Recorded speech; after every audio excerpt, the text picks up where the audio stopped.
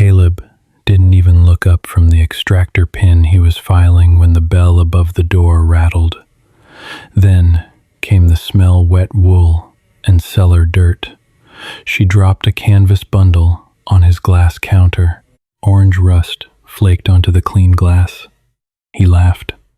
Then she spoke. The shop smelled the same way it had for 10 years. A sharp, lung-coating mixture of Hoppe's No. 9 solvent, burnt coffee, and the metallic tang of brass shavings. It was a smell Caleb used to love before the sandbox ruined his sinuses and left him with a permanent, high-pitched whine in his left ear. He was 34, but his knees clicked like a cheap socket wrench, and his lower back felt like it belonged to a man twice his age. People in town called him a young gunsmith, technically true, but only because the previous owner died of a coronary at 70, leaving him the lease and a pegboard full of unsold AR-15 accessories. He blew the metal dust off the file in his hand. Outside, a miserable November sleet was washing the color out of the afternoon, turning the town into a smear of gray asphalt and brown brick. It was a Tuesday. Tuesdays meant quiet. Usually, it meant he could sit behind the counter, rebuild a trigger group, and pretend he wasn't slowly going bankrupt. The bell above the door jingled. Caleb didn't immediately look up. He expected Gary from the hardware store, coming to complain about the grouping on his deer rifle for the 5th time. Instead, the floorboards creaked under a light, hesitant step. When he finally raised his head, wiping his grease-stained hands on a shop rag, he saw her. She was small, frail, and wearing a yellowed vinyl rain slicker that belonged in a different decade. Her white hair was pinned back haphazardly, strands clinging to her damp forehead. She didn't look like the kind of person who walked into Miller's gunsmithing. She looked like a woman who got lost looking for the pharmacy. "Can I help you, ma'am?" he asked. His voice was a gravelly rasp. He hadn't spoken to anyone since 6 that morning. She didn't answer right away. Her eyes, pale and watery, darted over the racks of hunting, shotguns, and tactical rifles behind him, lingering on nothing. She carried a long bundle wrapped in heavy, olive-drab canvas. It was tied off at both ends with frayed paracord. She stepped up to the counter. The glass display case beneath them held a few high-end pistols Caleb couldn't afford to keep in inventory, but couldn't seem to sell. She lowered the bundle onto the glass with a heavy, unceremonious thud. "I need this restored," she said. Her voice was thin, like paper tearing, but there was no tremble in it. He looked at the canvas. It smelled like a flooded basement mildew, ancient grease, and decaying wood. "Ma'am, I mostly do modern repairs, sight installations, recoil pads, rebluing if it's not too far gone. If that's an antique, you might want to try the Historical Society a county over." She reached out with a hand spotted with age and pulled the slip knot on the paracord. The rope fell away. She unrolled the canvas. A shower of dry, orange flakes cascaded onto the pristine, Windex-shined glass of the counter. Caleb stared at the object. It was, technically, a rifle. Specifically, it was the skeletal remains of an M1 Garand. But it was dead. The walnut stock was black with rot, splintered at the grip, and chewed through by moisture. The barrel and receiver were practically fused into a single, crusted block of oxidized iron. The op rod was jammed solid, welded to the gas cylinder by decades of neglect. It looked like it had been dredged out of a swamp. He let out a short, dry laugh. It wasn't a mean laugh, just an involuntary reaction to the absurdity of it. It was the sound a man makes when his engine block throws a rod on the highway in the middle of the night. "Ma'am," Caleb said, leaning over the counter, careful not to let his forearms touch the rust flakes. "I don't mean any disrespect, but there is no restoring this. This isn't a firearm anymore. It's a club. It's a tomato stake. The metal is pitted straight through. If I even tried to put this in a sonic cleaner, it would dissolve. If you tried to chamber around in this, assuming you could even pry the bolt open with a crowbar, it would explode in your face." She didn't blink. She didn't look down at the ruined metal. She kept her pale eyes fixed entirely on his. "I didn't ask if it would fire," she said quietly. "I said I want it restored, cleaned. I need to see the metal." Caleb sighed, pinching the bridge of his nose. The tinnitus in his left ear spiked, a familiar shrill whistle. "Look, lady, I charge $60 an hour for bench time. Taking a wire wheel to a piece of scrap iron is a waste of my time and a waste of your money. Take it home. Put it over a mantle if you like the rustic look." He grabbed a rag and moved to wipe the rust off the counter. A clear dismissal. Her hand shot out. Her grip was startlingly tight, her cold, bony fingers wrapping around his wrist. He froze. "Young man," she said. The frailty in her voice was gone. It was replaced by a rigid, chilling certainty. "Close. You think you know what dead things look like." He swallowed. The combat tours had left him with a hair-trigger startle response, a dark coil in his gut that tightened whenever someone invaded his personal space. He slowly pulled his wrist out of her grasp. "I know what a ruined gun looks like," Caleb said, keeping his voice level. She pointed a crooked finger at the rear of the receiver, the block of steel just behind the rear sight. It was caked in a thick, bubbly crust of oxidation, completely obscuring the manufacturer's stamp and the serial number. "Scrub the heel," she commanded. "Just the heel. Then tell me it's a piece of scrap." He stared at her. He should have told her to leave. He should have pointed to the right to refuse services sign taped to the cash register. But there was something in the way she stood there. A stubborn, immovable gravity. He knew that posture. He'd seen it in mothers receiving folded flags.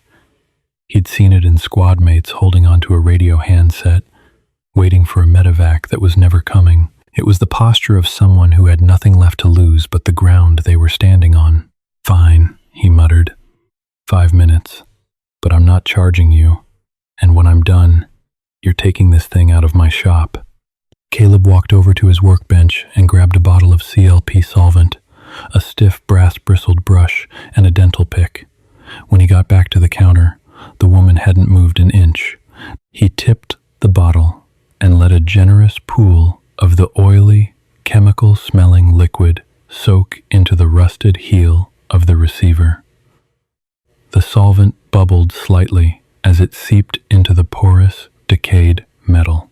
He waited 30 seconds, letting the chemicals eat into the surface. "Where did you find this?" he asked, just to break the suffocating silence in the shop. The sleet tapping against the front window was getting on his nerves. "It found me," she said. A non-answer. Typical. Caleb picked up the brass brush. He pressed the bristles into the steel and scrubbed. The sound was atrocious, a harsh, grating scrape, like sandpaper grinding over a chalkboard. A sludgy paste of brown rust and oil began to form. He wiped it away with a blue shop towel.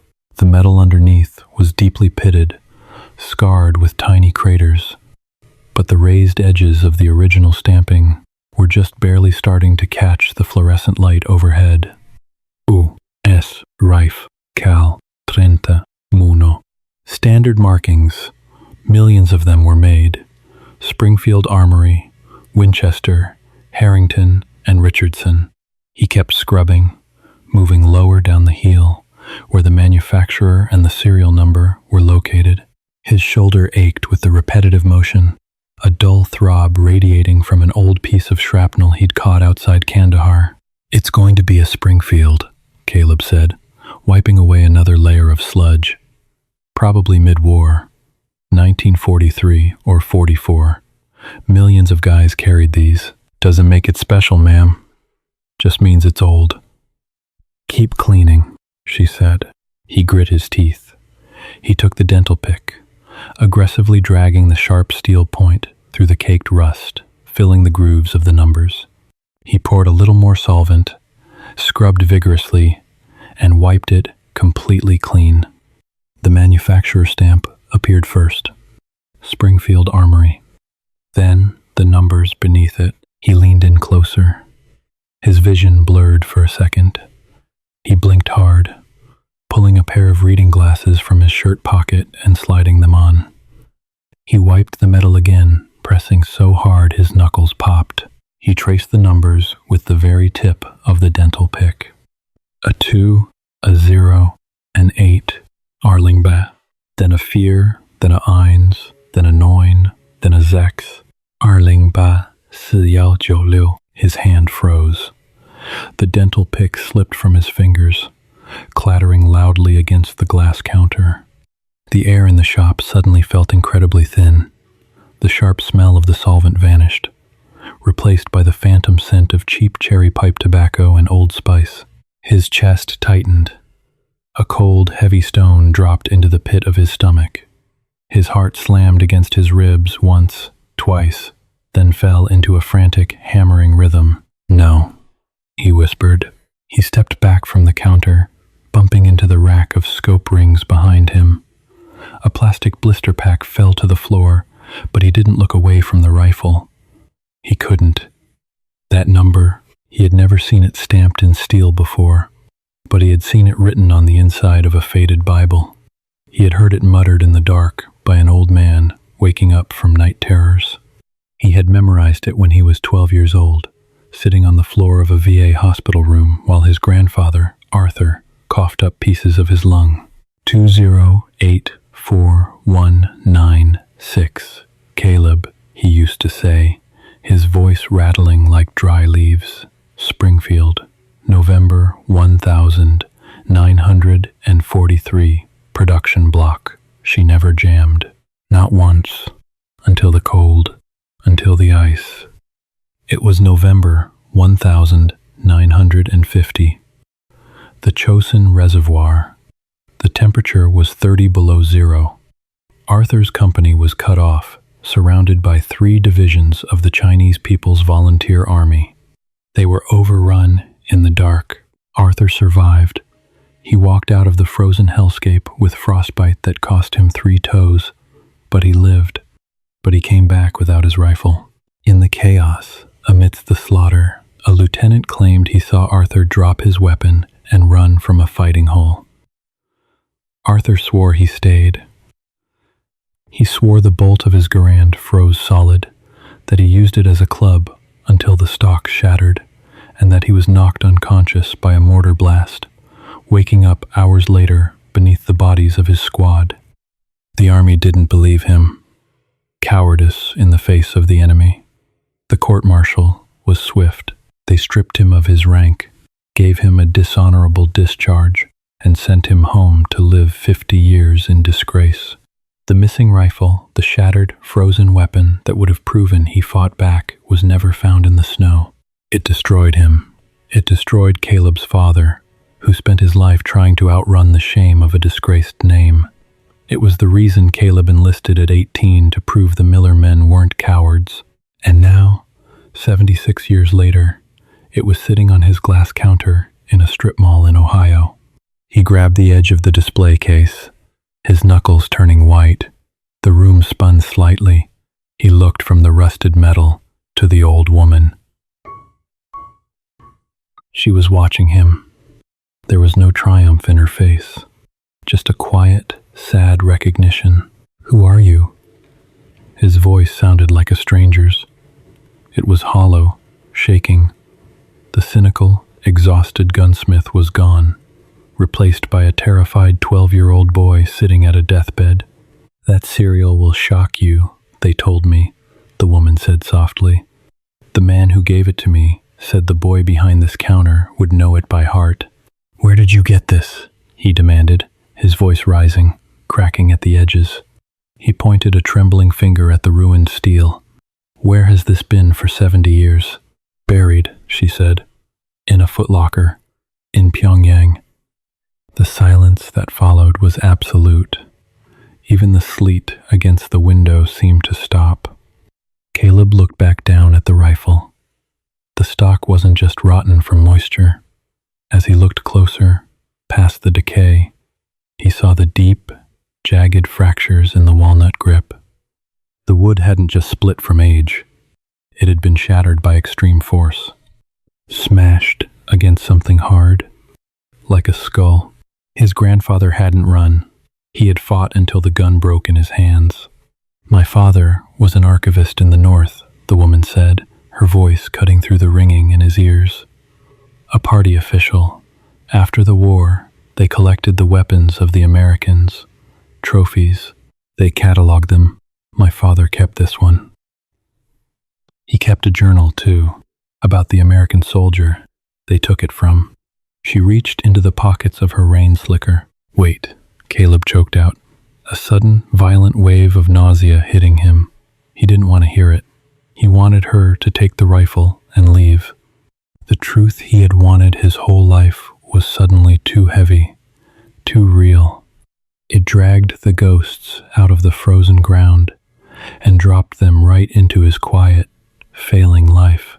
She pulled a small, leather-bound notebook from her pocket and laid it next to the rusted receiver. "You called it a piece of scrap," she said, her eyes boring into his. "I need you to clean it, Caleb, because beneath the rust, it's the only honor your family has left." Caleb didn't touch the leather notebook. He couldn't. Instead, he walked to the front of the shop, flipped the plastic opened sign to closed, and twisted the deadbolt. The heavy clunk of the lock echoed in the quiet room. The sleet was turning into wet snow, sticking to the bottom corners of the plate glass window. He walked back to the counter and picked up the canvas bundle. It was heavy, much heavier than a standard 9.5-pound Garand, weighed down by 76 years of compacted dirt, oxidized iron, and frozen history. He carried it to his heavy oak workbench in the back room, kicking the swinging door shut behind him. The woman followed, her rubber boots squeaking faintly on the linoleum. He flipped on the articulated halogen lamp. The harsh white light brutally exposed the rifle's condition. It was a corpse. The trigger guard was welded to the receiver floor by a solid mass of brown corrosion. The operating rod was seized so tight it looked like it had been cast in a single pour with the barrel. "Sit down," he told the woman, gesturing to a torn vinyl stool he kept for customers who wanted to bore him with hunting stories. His voice was completely flat. He was operating on pure, mechanical instinct. If he stopped to think about what was sitting on his bench, his hands would shake. A gunsmith can't have shaking hands. She sat. She placed the leather notebook on the corner of the workbench, safely away from the oil stains. He grabbed a can of Croil, a creeping, penetrating oil that smelled horribly of pine tar and harsh industrial solvents. He soaked the entire action in it. He watched the thin, reddish liquid seep into the microscopic cracks of the rust. It fizzed slightly, a tiny chemical reaction against the decay. "My father didn't fire a shot that night," she said quietly. She didn't open the book. She just stared at its worn cover. He was a political officer attached to the 9th Army Group. He carried a camera and a notebook. He was supposed to document the great victory, the annihilation of the Americans at the reservoir. Caleb grabbed a brass drift punch and a 2-pound ball-peen hammer. He positioned the punch over the trigger pin. He didn't look at her. "November 27th, he muttered. The temperature dropped to 30 below. 34 below, she corrected, her voice taking on a detached, reciting tone. The snow felt like crushed glass in the wind. The American weapons stopped working. The grease inside them froze solid. They became nothing but heavy sticks of wood. He brought the hammer down on the punch. Whack. The sound was deafening in the small back room. The pin didn't budge. The shockwave traveled up his arm, rattling the old shrapnel ache in his shoulder. "He never talked about it," Caleb said, his teeth gritted. Arthur, my grandfather. He came back with frostbite, a dishonorable discharge, and a silence that poisoned his entire life. He drank himself to death by the time I was 12. He adjusted the punch. He swung harder. Whack.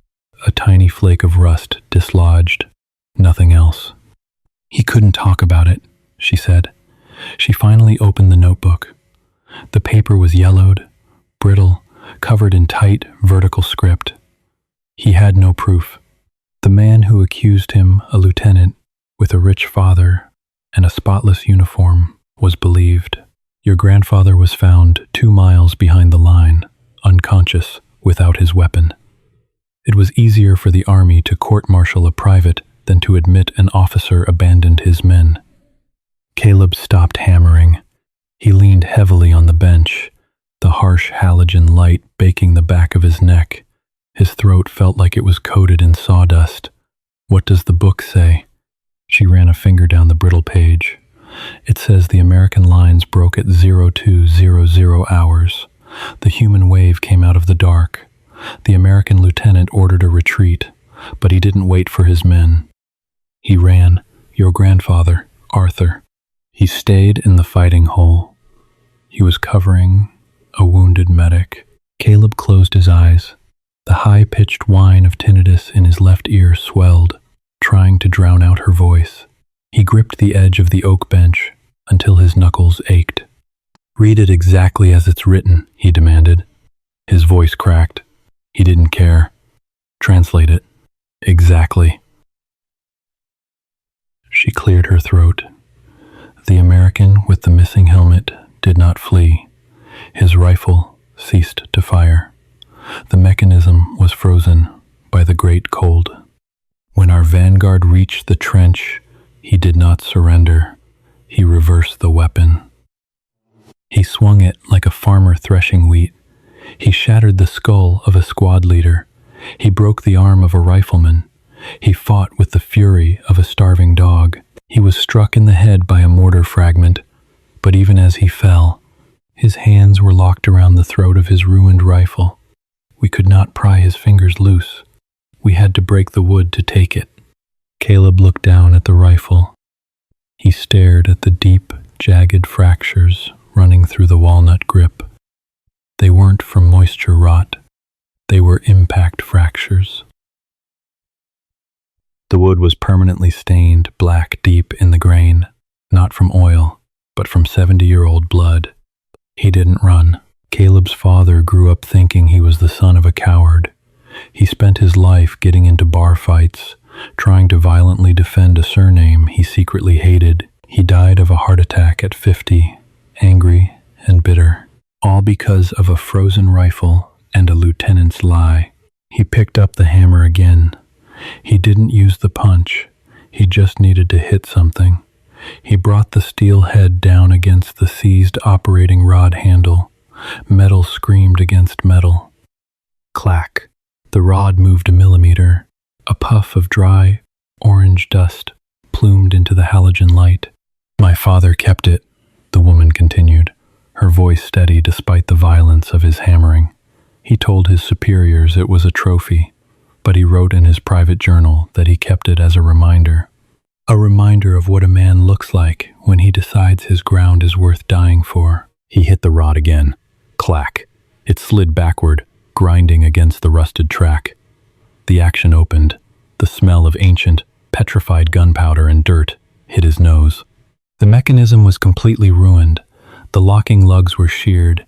The chamber was a pitted cavern. It would never fire another cartridge as long as the earth turned. But it was open. It took him 3 hours to get the receiver separated from the stock. By the time he finished, it was past 8 o'clock. The shop was freezing. The small space heater in the corner was clicking uselessly, struggling against the draft coming through the uninsulated back door. His hands were stained black with croil, rust sludge, and decomposed wood fibers. He had a blister forming on his palm from the screwdriver handle. The old woman hadn't left. She sat on the vinyl stool, her coat still wrapped tightly around her thin frame. She had closed the notebook. Caleb laid the stripped receiver onto a clean, white shop rag.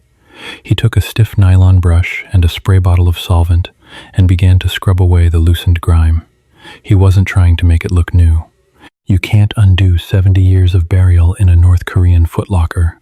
He just wanted to see the scars. The metal was deeply pitted, resembling the surface of an asteroid, but as the dirt washed away, the dark charcoal gray of the original parkerized finish peeked through in protected spots beneath the wood line. He took a rag and wiped it dry. The steel was cold, heavy, and dead, but the serial number on the heel was completely legible now. 2084196. He turned his attention to the stock. The wood was in terrible shape. The front handguards were completely gone, rotted away to nothing. The main body of the stock was fractured in 3 places around the wrist. If you put any pressure on it, the wood would simply snap in half. He didn't reach for the wood glue. He didn't reach for the brass pins to bind the cracks. He took a clean rag, applied a few drops of raw linseed oil, and gently rubbed it into the surviving walnut. The oil brought out the deep, bruised colors of the wood. The black stains around the grip darkened, standing out starkly against the lighter grain. "What will you do with it?" the woman asked. The silence in the room had stretched for so long that her voice made him flinch. He didn't answer immediately.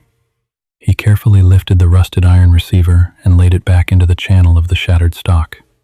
It fit loosely, the wood too degraded to hold the metal tight. It was a skeleton laid back in its coffin. "I don't know," Caleb said. His voice was hoarse. He sounded like his grandfather in his final days. He looked at the woman. Her pale eyes were exhausted. She had flown halfway across the world, tracked down an obscure gunsmith in a dying Ohio town, just to deliver a ghost. "Why bring it to me?" he asked, wiping his greasy hands on his jeans. "Why now? The war is over. They're all dead. Arthur is dead. My dad is dead. The lieutenant who lied is probably buried in Arlington." "Because you are still alive," she said simply. "My father died 2 months ago. He defected to the South in the 90s, but he never stopped feeling guilty for the things he saw. He kept the rifle under his bed. Before he passed, he made me promise to find the family of the boy who swung the frozen gun," he said. She paused, searching for the translation. "He said, 'A lie is a heavy stone to carry in your blood.' He wanted to take the stone away." Caleb stared at the gun on the workbench. There was no grand epiphany, no sudden warmth filling his chest. The shrapnel in his shoulder still ached. The shop was still failing. He was still a cynical, broken, 34-year-old man who preferred the company of machines to people. The world hadn't magically righted itself just because he knew the truth.